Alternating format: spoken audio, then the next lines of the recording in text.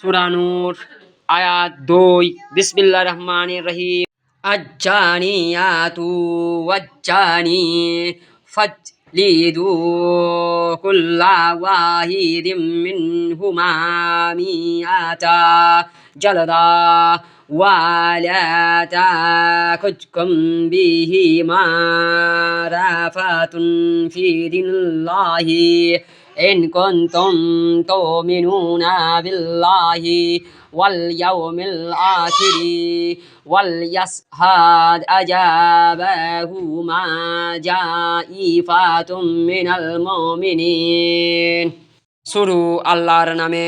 ব্যভিচারিণী ও ব্যভিচারী ওদের প্রত্যেককে 100 কষাঘাত করো।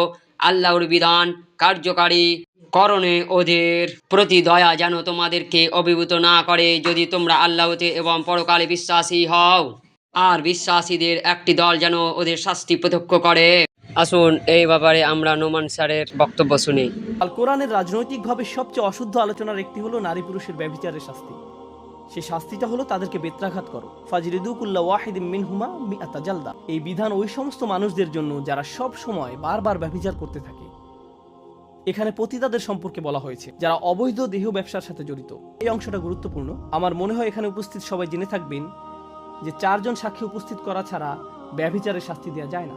এখন মাথায় সামান্যতম বুদ্ধি আছে এমন যে কোনো মানুষ এটা বুঝবে যে 4 জন ব্যক্তি সামনে রেখে কেউ কখনো এমন কাজ করে না।